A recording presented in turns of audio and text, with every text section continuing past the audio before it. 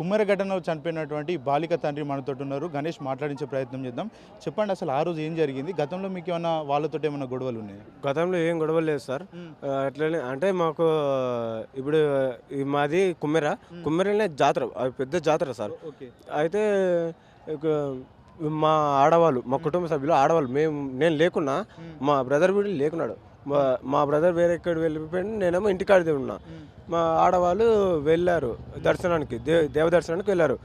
వెళ్తే అక్కడ అక్కడ ఉన్నటువంటి ఉంద్యాల శ్రీనివాస్ రెడ్డి. ఆడవాళ్ళు అంటే ఎవరెవరు మీ ఫ్యామిలీలో? మా వైఫ్, మా అమ్మ, మా పిన్ని, మా వదిన, మా అక్క, వీళ్ళు ఉన్నారు.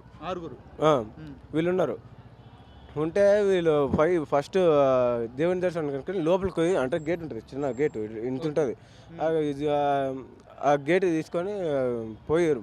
మంచిగా దేవునికి మొక్కుతుంటే ఫస్ట్ 100 రూపాయలు ఆగండి, ఫస్ట్ మీరు 100 రూపాయలు ఇయ్యరు, 100 రూపాయలు ఇయ్యరు అంటే, సరే నా 100 రూపాయలు ఇస్తాను, అది టికెట్ టోకెన్ ఇయ్యండి రా అని మా వాళ్ళు అడిగారు. అంటే టికెట్లే టోకెన్ అయినా సరే మీరు 100 రూపాయలు అంటే, అదేందన్నా 100 రూపాయలు ఇంటికి అసలు టికెట్ టోకెన్ ఉంటే 100 రూపాయలు ఇస్తారు, కానీ లేకపోతే ఎందుకు ఇస్తారు అని మా వాళ్ళు అడిగారు. అడిగితే అసలు అవన్నీ లేవే డైరెక్ట్. ఎట్లా అంటే వాళ్ళని ఒక్క కుక్కల కన్నా కొడతారేమో, కానీ ఆ తిట్లకే వాళ్ళు చచ్చిపోయారు ఆడోళ్ళు. అంత తిట్టి చెస్ట్, ప్రైవేట్ పార్ట్స్, చెస్ట్ పైన ఇట్లా చేతులు వేస్తే వాళ్ళు చెప్పుకోలేక, నేను అప్పటికి వాళ్ళకు 2 గంటల వరకు జరిగింది అట్లా. వాళ్ళు 3, 4, 5, నేను 5కి వచ్చిన ఊళ్ళో నుంచి. మా పాప 5కి ఇంటికి రావాలి. ఈ పడకల్లా నా బిడ్డ ఇంటికి రాలేదు. ఎందుకు వీళ్ళకు ఏమైంది, జాతర అంత ముఖ్యమా అని, పిల్లకి చలి పెడుతుంది ఇట్లా అని ఇంటికి తోలుకోతామని నేను వెళ్తే, అమ్మ ఏందమ్మా ఇంటికి రాలేదు అని ఇట్లా పోయినట్లు వాళ్ళ మొక్కలు చూసిన ఖాళీ వీళ్ళు మొక్కలు చూస్తే ఏడ్చుకుంటూ ఉర్రు. ఏందమ్మా ఇట్లా ఏడుస్తారు అంటే, గిట్లా అన్నారు బిడ్డ, గలీజ్ చెప్పారు. నాకు గుండెలో అసలు నేను ఎందుకు పుట్టినా వాళ్ళ కడుపులో నేను పుట్టి ఏం లాభం అని ఇంకా నాకు అనిపించింది. నేను వెళ్ళి డైరెక్ట్ పేర్లు ఏం పేర్లు, వాళ్ళు తిట్టిన వాళ్ళు, ఆ కొట్టిన వాళ్ళు పేర్లు ఏం పేరు? ఉంద్యాల శ్రీనివాస్ రెడ్డి, శ్రీకాంత్ రెడ్డి, ఎస్ మధు, సతీష్ రెడ్డి, నరేష్, పల్లె పవాను, కన్నీరెడ్డి, వీళ్ళు అందరు వాళ్ళని తిట్టి అట్లా వేసినట. అయితే నేను అడగడానికి వెళ్తే వాళ్ళు గుడికాడ లేరు, కింద ఉన్నారు. నేను చూడలేదు కదా. అయితే నా దగ్గర స్మార్ట్ మొబైల్ ఉన్నది. ఆ మొబైల్లో అలా ఉందేలా సీన్ అంటే ఎవరు అసలుకు ఏంది, మా అమ్మ వాళ్ళు అనుకున్నారా, వీళ్ళు ఆడవాళ్ళు అనుకున్నారా, అసలు ఏంది ఇంత గలీజ్ ఇట్లా ఇట్టారు వాళ్ళు చెప్తుంటే నాకు కళ్ళ నీళ్ళు వస్తున్నాయి. ఇదే ఎవరికన్నా అసలు పక్కల వాళ్ళని అడుగుతూ ఉడకంగా, అసలు మీరు ఎవరని, అసలు మీ కొడుకుగా ఎందుకు ఉన్నారు గంతగానం అంటే, అసలు ఏంది, అసలు మీరు ఎందుకున్నారా అని అంటే, నేను పోయి అడగడానికి పోయి ఇంకా వెళ్ళి వాళ్ళు లేకున్నారు. నేను గ్రూప్లో పెట్టినా, ఏమని పెట్టినా, మా ఊరు గ్రూప్ ఉంటుంది ఒకటి, కుమ్మరి గ్రూప్ అని, కుమ్మరి గ్రామ వార్తలని. ఆ గ్రూప్లో ఏమని పెట్టినంటే, మా అమ్మలని ఇట్లా అన్నారు కదా, మేము ఉడకంగా నేను ఇట్లనే అంటే మీరు ఊకుటరా, మీరు ముందుకే కొంచెం పెద్ద ఇంకొంచెం చిన్న అంటే మీకు ఎంత ఇజ్జత్ పోతుంది అంటే, ఇక నన్ను పట్టుకొని 30-40 మంది కొట్టిరు. కొడితే దాంట్లో 10 మంది మాత్రమే గుర్తుర్రు, 10 మందికి మాత్రం గుర్తుంది. నాతో పాటు మా అమ్మ నా కొడుకు తెచ్చని మా అమ్మ గేట్ దొబ్బుకొని మా అమ్మ వచ్చి నన్ను కొబ్బరికాయ దుకాణంలోకి మేము తీసుకెళ్లి బంధించారని చెప్తాం. ఆ రూమ్లోకి వేసి తాళం వేసి, మన టెంకాయ నారు తీసే ఉంటుంది కదన్న, ఆ రాడు వేసుకొని మలిపి ఇష్టం వచ్చినట్టు కొట్టిరు. ఇక రాడు వేసుకొని ఇట్లా కూర్చొని ఇంకా పోతే ఇతల నుంచి కూర్చొని జస్ట్ మిస్ ప్రయత్నం చేసి చంపడానికి ఇట్లా పొడిచడానికి పోతే నేను తప్పించుకున్నా ఖాళీ. ఇట్లా తప్పించుకున్నాక ఆయన తప్పించుకోవడం ప్రయత్నంలో ఆయన కింద పడి కొంచెం గింత గీసుకుపోయింది. ఆ గీసుకుపోయిన రక్తం బాగా వచ్చింది. గింత గీసుకుపోయింది, రక్తం వస్తే మొత్తం పూసుకొని అంగి మొత్తం చించుకొని కాలు కింద పెట్టుకొని చీరి ఈడొచ్చి మా మీద రిటర్న్ కేసు బుక్ చేసాడు. అయితే నా బిడ్డని, మా భార్య ఉండి నా బిడ్డని చూసి, అన్న నా బిడ్డను చూసి అన్న నా భర్తను వదిలిపెట్టాను. ఎంతమంది ఉన్నారు లోపల మిమ్మల్ని కొట్టేటప్పుడు అన్న చెప్తున్నా, 30-40 మంది ఉన్నారు. దాంట్లో మాత్రం 10 మంది పేర్లు మాత్రం గుర్తుపెట్టింది. చెప్పినా కదా పేర్లు, 30-40 మంది పేర్లు మాత్రం వీళ్ళకి చెప్తున్నా. అయితే ఇక ఇట్లా జరిగింది.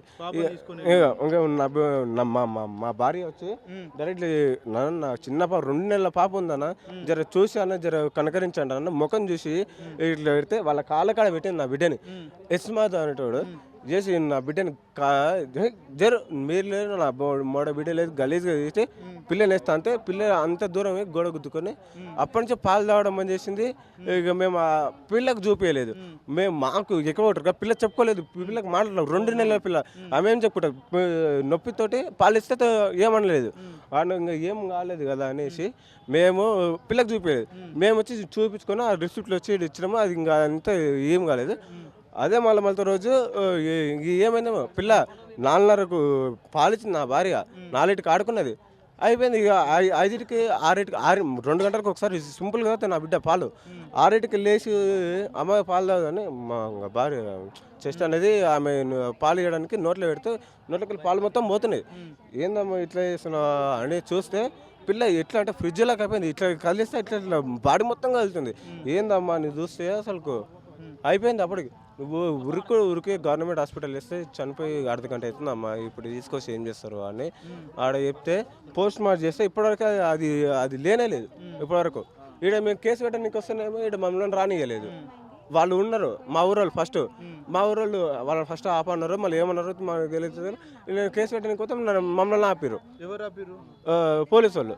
రాజు అన్నారు జర ఆగరు అని దొబ్బుతారు, బయటగా దొబ్బుతారు, ఇట్లా ఆగరు వాళ్ళు ఇస్తారు కదా, జరసేపు ఆగరు వాళ్ళు ఇచ్చినాక మీరు తీసుకుంటామన్నారు, వాళ్ళు ఇస్తారు కదా, జరసేపు ఆగరు అని అట్లా ఎన్నిసార్లు పోతే అన్నిసార్లు దొబ్బుతారు బయట పోలీసులు. ఎందుకన్నా ఇట్లా ఏందన్నా ఇట్లా అది అంటే ఫస్ట్ అయితే మీరు ఈడవద్దు, గవర్నమెంట్ హాస్పిటల్కి వెళ్ళి మీ ఇద్దరు చూపించుకుంటారంటే అన్న ఫస్ట్ అయితే మా కేసు అయితే తీసుకున్నాడు అని నేను చెప్పిన.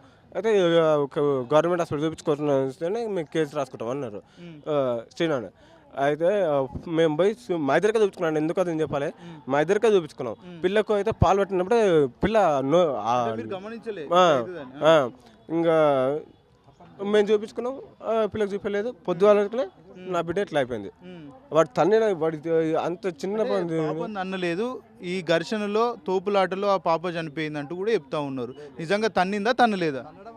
ఇట్లా నా బిడ్డ అన్న వాడు చచ్చిపోతే నాకు ఎవరు దిక్కులేరు అన్న, నేను అనాథనన్నా, ఆమెకు అమ్మన్న లేదు చనిపోయారు అన్న, నేను అన్నదన్న వాడిని తీసుకొని బతుకుతున్నా అని నా బిడ్డ ముఖం చూసి అన్న చూడరు అన్న అని కాలకాడ పెడితే పెట్టారన్న. ఇప్పుడు ఏమన్నా చెయ్యరన్న అని ఇట్లా కాలకాడ పెడితే ఎస్మద్ అని అంటే ఆయన తంతే మధు రెడ్డి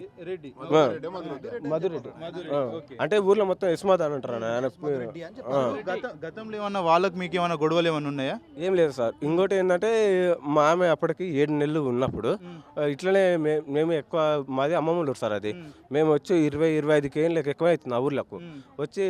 అయితే మేము ఫస్ట్ మా అమ్మమ్మ ఊరికి వచ్చినప్పుడు మా అమ్మమ్మ ఊరికి మమ్మల్ని దగ్గర తీసుకోలేదు. తీసుకపోతే మేము ఏడో ఒకటి ఉంటే ఎస్సీ వాళ్ళు తీసుకొని అన్నం పెట్టి వాళ్ళ దగ్గరనే ఉంచిపించుకున్నారు. కాబట్టి మాకు వాళ్ళ మీద ప్రేమ, వాళ్ళ దగ్గరనే ఉంటే ఉరకంగా అరే ఇంకెన్నేళ్ళు ఉంటావు వాళ్ళతోటి, ఇంకెన్నేళ్ళు ఉంటారా నువ్వు బీసీ పుట్టుకొట్టి ఈయన పుట్టిన ఉడకం మేము బతకనిస్తున్నారా నేను ఊర్లోనే, నన్ను అప్పుడు ఈ విధంగా ఉడకంగా కారణం లేకుండా కులం పేరుతోటి ఇది కులం పెళ్లి చేసుకున్నా నా భార్యని పండబెట్టి ఇట్లా 7 నెలలకే కడుపు మీద అంతే 7 నెలలకే డెలివరీ అయింది. 9 నెలలు అయ్యే డెలివరీ. ఇదే రెడ్డిలు, ఇది ఇప్పుడు ఎవరైనా ఉండరో వాళ్ళే, ఎవరు లేరన్నట్టు వాళ్ళే. మళ్ళా ఎవరు లేరు. ఎందుకు వాళ్ళ కక్ష ఉంటుంది ఆ రెడ్డిలకు, మీ మీద కక్ష ఎందుకు ఉంటుంది? ఇదే సార్, ఏమన్నా అడగనిక పోయినామా కథం, ఎవరైనా చంపేశారు, లేకపోతే ఇట్లా రిటర్న్ వాళ్ళకి ఏమి ఇస్తారో ఏమేదో తెలియదు. అంటే అప్పుడే పాప కడుపులోనే చనిపోతుండే. నీలపూర్కి రాసిరు, నీలపూర్లో 1.5 నెలలు ఉన్నాము. నీలపూర్లో వచ్చి ఉడకంగా మళ్ళీ ఈడ 1.5 నెలలు అవుతుంది, 2 నెలలు కట్టు పుట్టినరోజే చచ్చిపోయింది అన్న. నిన్న 21కి డేటు, 21కి 2 నెలలు కట్టు చచ్చిపోయింది, పుట్టిననాడే చచ్చిపోయింది. అంటే కడుపులు ఉన్నప్పుడు వీళ్ళే దాడి చేసి, ఇప్పుడు కూడా వీళ్ళే దాడి, ఇదే దాడి. పర్సనల్గా ఏమన్నా గొడవలు ఏమన్నా ఉన్నాయి మీకు అంతకు ముందు అన్న ఇప్పుడన్నా? పర్సనల్గా ఏం లేదు, ఇదే అడగడానికి పోయినామా, ఏమన్నా వాళ్ళు అన్నామా, వాళ్ళు అన్నారా, మనం రిటర్న్ పోయి అడిగినామా, నువ్వు అడిగినంత మాత్రాన అంతెందుకు నిన్న నా గురించి ఒక అన్న రఘుమాల్ రెడ్డి కొడుకు అని ఉంటాడు ఒక ఆయన అడిగినందుకు ఆయన నిన్న ఇంటికి పిలిపించి కొట్టారు. ఇంకొక ఆయన గౌడ్ మ్యాచ్ గౌడ్ అని ఉంటాడు, ఆయన ఉడకంగా అన్ని గ్రూప్లకి మొత్తం చేరిపోయింది కదా. అయితే మా ఊరు గ్రూప్లో ఉడకం ఆయన పెట్టిండు, నువ్వు ఇంటికి రా, ఇప్పటికి ఆ వాయిస్ రికార్డింగ్ వినిపిస్తున్నాను, నువ్వు ఇంటికి రా ఒకసారి నీతో మాట్లాడేది ఉందా అంటే నేను ఎందుకు వస్తా ఇంటికన్నా మహేష్ అన్న. ఇట్లా ఎవ్వరు నా గురించి మాట్లాడినా లేకపోతే ఎవరు ఇట్లా వాళ్ళని ఇట్లా ఎదిరించినా ఇంకంతే. అంటే ఎవరంటే చూసుకొని వీళ్ళంతా కూడా విరవీగుతారు, ఇట్లా దౌర్జన్యాలు ఎందుకు చేస్తారు? వాళ్ళంతా రెడ్డిలు అన్న, ఇంకా మనం ఏం చెప్తాం. వాళ్ళందరూ కాంగ్రెస్ పార్టీ చేసిన దాంట్లో సర్పంచ్ ఉన్నారని మీ భార్య చెప్తా ఉంది. పక్కనే ఊకున్నాడు సర్పంచ్ చేరేసుకొని, ఏ ఆగు నువ్వు సప్పుడే ఆయన పక్కన సర్పంచ్ మేము ఆపుతాడేమో అని మేము కాలపైన పడితే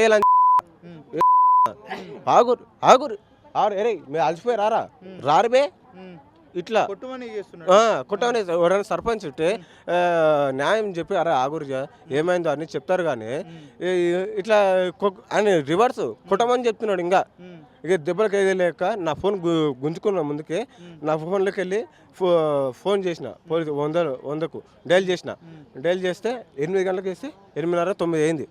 వాళ్ళు అప్పుడు వచ్చినాక వాళ్ళ ముంగల పోలీసు వాళ్ళని ఇప్పుడు వాళ్ళు నేను గుర్తుపట్టను, వాళ్ళ పేరు ఉడుకొని అది లేదు.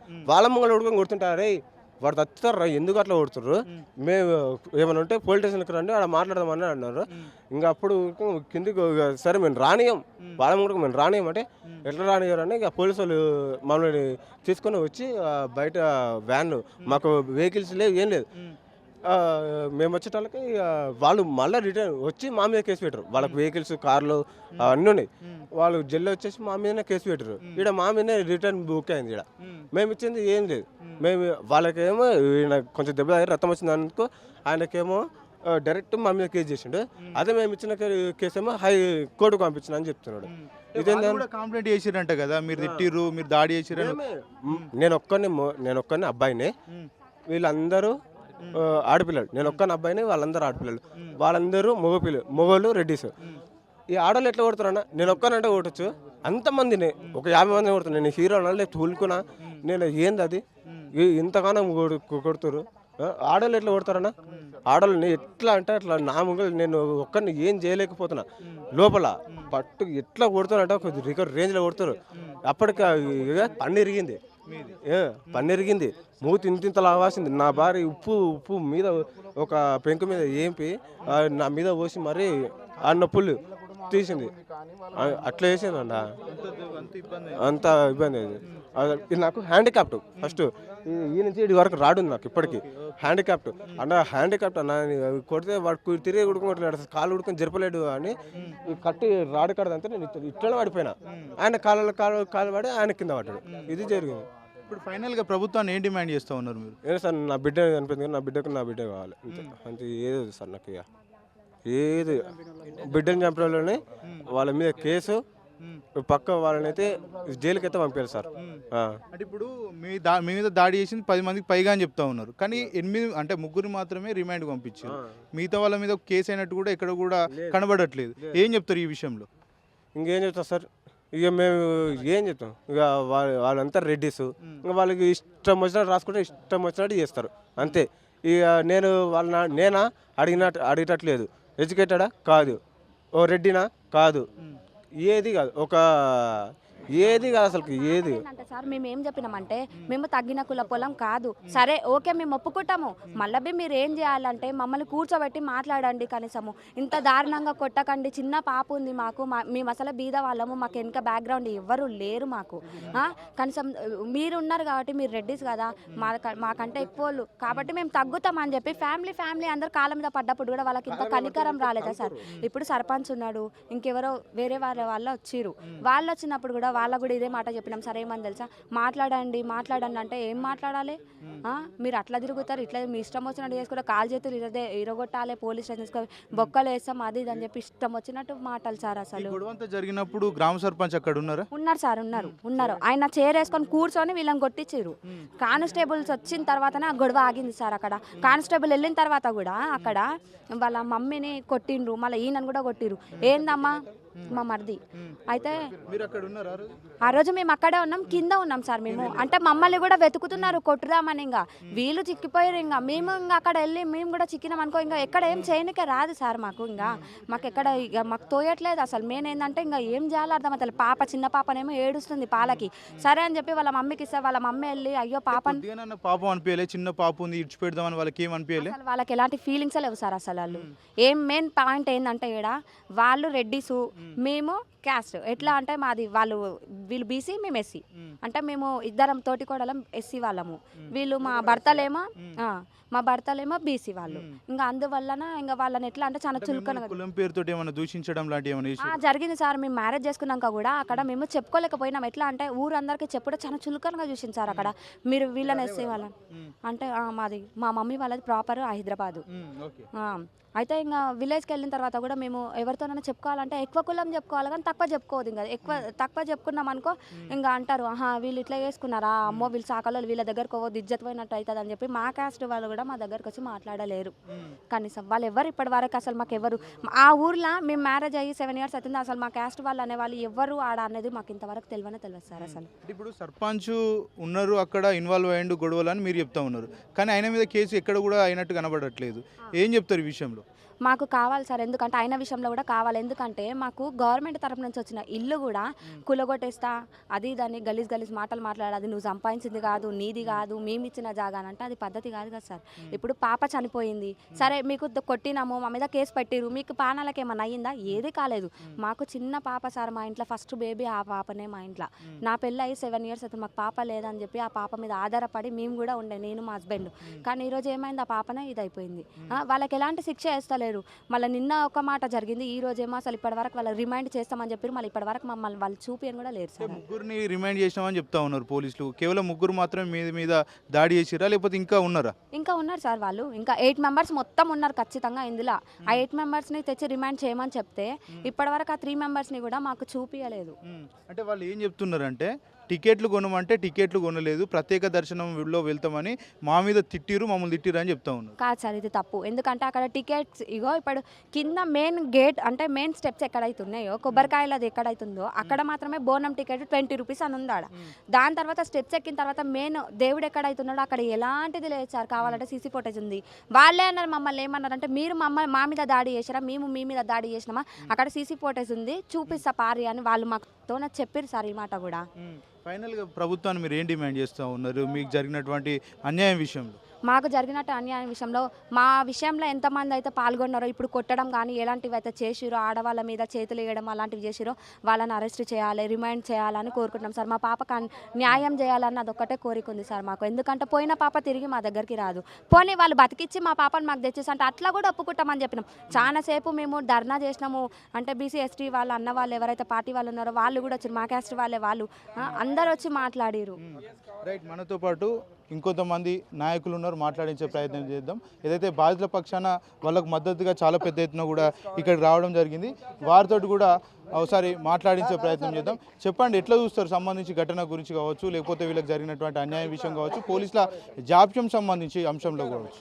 ముఖ్యమంత్రి గారి సొంత జిల్లా తెలంగాణ రాష్ట్రంలో, ముఖ్యమంత్రి గారి సొంత జిల్లాలో ముఖ్యమంత్రి గారి సొంత సామాజిక వర్గానికి చెందినటువంటి సర్పంచు తుకారాం రెడ్డి అనేటువంటి సర్పంచు కుమ్మెర గ్రామంలో ఒక నిరుపేద కుటుంబానికి చెందినటువంటి రజక కుటుంబానికి, అట్లాగే ఆ రజక కుటుంబంలో ఉన్నటువంటి ఆ గణేష్ అనేటువంటి వ్యక్తి ఒక దళిత మహిళను పెళ్లి చేసుకున్నాడు. మాదిగ సామాజిక వర్గానికి చెందిన అమ్మాయితో కులాంతర వివాహం చేసుకుంటే వాళ్లకు చాలా రోజుల తర్వాత ఒక సంతానం జరిగింది, 2 నెలల పసికందు.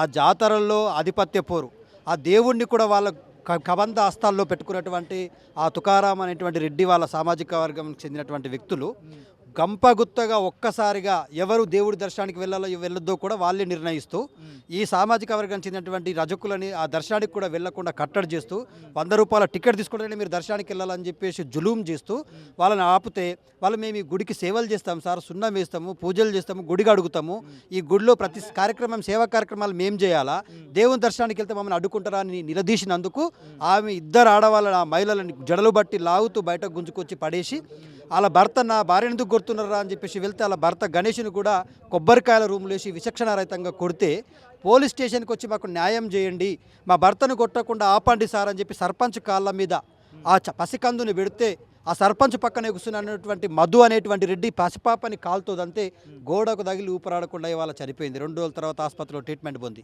సో ఇంత నిర్దాక్షిణమైనటువంటి సంఘటన జరిగిన తర్వాత కూడా ప్రభుత్వంలో ఎలాంటి చలనం లేకపోవడం దేనికి సంకేతం? ఇవాళ ఈ రాష్ట్రం మేము ప్రజాపాలన అందిస్తా అంటా ఉంది కదా. ముఖ్యమంత్రి గారు ఏ వేదిక దొరికితే ఆ వేదికలో మేము ప్రజాపాలనకు నిదర్శనం అంటా ఉన్నారు కదా. ఇగో ఇదేనా ఇవాళ దళితుల మీద, రజకుల మీద, బీసీల మీద దాడులు జరగడమే ప్రజాపాలన? ముఖ్యమంత్రి గారు మీరు సమాధానం చెప్పాల్సిన అవసరం చూసుకొని అక్కడ ఉన్నటువంటి కొంతమంది వీళ్ళ మీద దాడి చేసిరు అనుకోవచ్చు. ఆధిపత్య పోరండి. అగ్రవర్ణాలకు చెందినటువంటి రెడ్డి సామాజిక వర్గానికి చెందినటువంటి 15 మంది వ్యక్తులు గంపగుత్తగా ఒక్కసారిగా ఈ భార్యాభర్తల మీద, వాళ్ళ అక్క చెల్లెల మీద ఒకేసారి దాడి చేసేసరికి వాళ్ళకి ఏం చేయాలో అర్థం కాక కాళ్ళ మీద పసికందుని పెట్టి వేడుకునే ప్రయత్నం చేశారు. ఆయన కాంగ్రెస్ పార్టీ నుంచి గెలిచినటువంటి సర్పంచ్ అని చెప్తా ఉన్నాడు. సో ఆయన రెడ్డి సామాజిక వర్గానికి చెందినటువంటి నేను రెడ్డిని అని చెప్తా ఉన్నాడు. సో ఇంకా దీనికి ఏం కావాలండి? ఇదే కదా ఆధిపత్య పోరు, అగ్రవర్ణాల పోరాటం అని చెప్తా ఉన్నాం కదా. ఇవాళ పోలీస్ స్టేషన్కి వచ్చి కంప్లైంట్ ఇస్తే పోలీసులు సైతం కూడా డయల్ 100కు బాధితులు ఫోన్ చేస్తే 3 గంటల తర్వాత సంఘటన స్థలానికి చేరుకొని బాధితులకు న్యాయం చేయాల్సింది పోయి దాడి చేసిన వర్గాలను కుర్చీలో కూర్చోబెట్టి ఒక వ్యక్తికి ఏదో అటు ఇటు పనుగులాడుతుంటే కొంత గాయమే, చిన్న రక్తం వస్తుంటే ఆ వ్యక్తి ఇచ్చినటువంటి కంప్లైంట్ని రిజిస్ట్రేషన్ చేసి వాళ్ళపైన కేసులు చేయకుండా కంప్లైంట్ బాధితులపైన చేసి ఇవాళ రజకులపైన, బాధిక సామాజిక వర్గం చెందిన అమ్మాయి పైన కేసు పెట్టి ఉల్టా వాళ్ళపైననే కేసులు పెట్టి వాళ్ళని వేధించే ప్రయత్నం చేస్తూ ఉంటే పాప చావు బతుకుల మధ్య ఉంటే ఆసుపత్రుల వైపు వాళ్ళు వెళ్ళి కంప్లైంట్ ఇచ్చేసి అక్కడికి వెళ్ళిన తర్వాత తీరా పాప చనిపోయింది. పాప చనిపోయిన తర్వాత సామాజిక ఉద్యమకారులు చాలామంది, విశారదన్ లాంటి వాళ్ళు, ఇంకా బీసీ సంఘాల నాయకులు, ఇవాళ రజక సంఘాల నాయకులుగా చాలామంది, వివిధ పార్టీల నాయకులు వచ్చి రాష్ట్రంలో ఉన్నటువంటి పోలీసులను, నాగర్ కర్నూలు ఉన్నటువంటి పోలీసులను అడుగుతుంటే ఎఫ్ఐఆర్ ఏది అంటే ఎంత దాచిపెట్టారు చూడండి. వాళ్ళు ఇచ్చినటువంటి కంప్లైంట్ పైన ఎఫ్ఐఆర్ ఇమీడియట్గా బుక్ చేశారు. వీళ్ళు ఇచ్చిన ఎఫ్ఐఆర్ని మాత్రం కోర్టు పర్మిషన్ కోసం పంపించారు. అంటే రజకులు ఇచ్చినటువంటి కంప్లైంట్ని కోర్టు పర్మిషన్కి పంపిస్తారు. దళిత సామాజిక వర్గం చెందినటువంటి మౌనిక అనే అమ్మాయి కంప్లైంట్ ఇస్తే దాన్ని కోర్టు పర్మిషన్ తీసుకొని కేసు బుక్ చేస్తారంట. వాళ్ళు ఇచ్చినటువంటి కేసుని మాత్రం ఇమీడియట్గా వీళ్ళిద్దరి పైన, భార్య భర్త పైన, వాళ్ళ బంధువుల పైన కేసు బుక్ చేశారు. ఎందుకు పోలీసులు ఎందుకు ఇంత ఏకపక్షంగా వ్యవహరించడం ఎందుకు జరుగుతుంది అనుకోవచ్చు? ఇవాళ ఈ పోలీస్ స్టేషన్లో సిఐగా ఉన్నటువంటి వ్యక్తి రెడ్డి సామాజిక వర్గానికి చెందినటువంటి వ్యక్తి, దాడి చేసినటువంటి వ్యక్తులు రెడ్డి సామాజిక వర్గానికి చెందినటువంటి వ్యక్తులు, ఆ ఊరి సర్పంచ్ తుకారాం రెడ్డి. సో ఇవాళ తెలంగాణ రాష్ట్రంలో రేవంత్ రెడ్డి గారి ప్రభుత్వం జరుగుతూ ఉంది. సో వీళ్ళంతా గంపగుత్తగా కలిసి ఇవాళ ఆ సామాజిక వర్గానికి చెందినటువంటి వ్యక్తులపైన కేసులు పెట్టడం అనేటువంటి దానికి పోలీసులు కూడా భయపడుతూ ఇవాళ బాధితులనే భయపెడుతూ, బెదిరిస్తూ కేసు తీసుకోకుండా ఇవాళ వాళ్ళని కాపాడేటువంటి ప్రయత్నం చేస్తూ ఉన్నారు. ఇప్పటి వరకు కూడా ఆ సంఘటనలో బాధితులైన వాళ్ళకు రెండోసారి కంప్లైంట్ ఇచ్చి కేసు రిజిస్టర్ చేయమని వేడుకుంటే కేవలం 4గురిని మాత్రం రిమైండర్లో పెట్టి మిగతా 4 అబ్స్టాండింగ్లో ఉన్నారని చెప్పేసి పోలీసులే అంగీకరిస్తూ ఉన్నారు. పోలీసులు కూడా ఇవాళ వాళ్ళకు వత్తాసు పలుకుతున్నట్టుగా చాలా స్పష్టంగా అర్థమవుతా ఉంది. పోలీసు వ్యవస్థ కూడా ఇవాళ ఈ నాగర్ కర్నూలు జిల్లాలో, ముఖ్యమంత్రి గారి ఉమ్మడి మహబూబ్నగర్ జిల్లాలో ఘటనకు సూత్రధారే సర్పంచ్ అని చెప్తా ఉన్నారు. కానీ సర్పంచ్ పేరు ఎక్కడ కూడా కేసులో మెన్షన్ చేయలేదు పోలీసులు. ఎట్లా చూడొచ్చు అంటారు? సర్పంచ్ని మెన్షన్ చేయకపోవడానికి అధికార పార్టీ కాపాడినట్టుగా, రేవంత్ రెడ్డి గారు సామాజిక వర్గం కాపాడినట్టుగా చాలా స్పష్టంగా అర్థమవుతా ఉంది.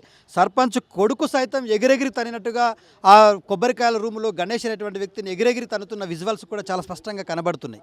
ఆ విజువల్స్ను చూసైనా కేసు బుక్ చేయడానికి కోర్టు పర్మిషన్ కావాలంట.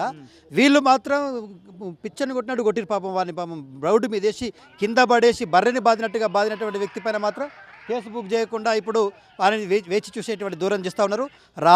అర్ధరాత్రి వరకు ఆ విశారదన్ గారు ధర్నా చేయడం వల్ల ఇవాళ పోలీసు వ్యవస్థ మొత్తం కూడా దిగొచ్చి తూతూ మంత్రంగా నామమాత్రమైనటువంటి కేసులు పెట్టారు. అటెంప్ట్ మర్డర్ పెట్టమంటే కూడా ఆలోచిస్తాం సార్, కోర్టు పర్మిషన్ తీసుకుంటాం సార్, మర్డర్ జరిగిందయ్యా, ఇక్కడ పసికందు చనిపోయింది, మర్డర్ కేసు పెట్టాలంటే కూడా డిఎస్పీ గారు దాటవేసేటువంటి దూరం చేస్తూ ఉన్నారు. ఇవాళ మేము ఇక్కడికి వచ్చింది ఒకటే, రాష్ట్ర ప్రభుత్వాన్ని డిమాండ్ చేస్తూ ఉన్నాం, రేవంత్ రెడ్డి గారిని డిమాండ్ చేస్తూ ఉన్నాం. రాష్ట్రం మొత్తం ఈ ఘటన వైపు చూస్తూ ఉంది. కానీ ఇక్కడ ఉన్నటువంటి స్థానిక ఎమ్మెల్యే కావచ్చు, స్థానిక ఎంపీ కావచ్చు, ఈ విషయం మీద ఇప్పటి వరకు స్పందించలేదు. ఇక్కడ బాధితులను కూడా కలిసే ప్రయత్నం చేయట్లేదు. ఎట్లా చూడొచ్చు అంటారు?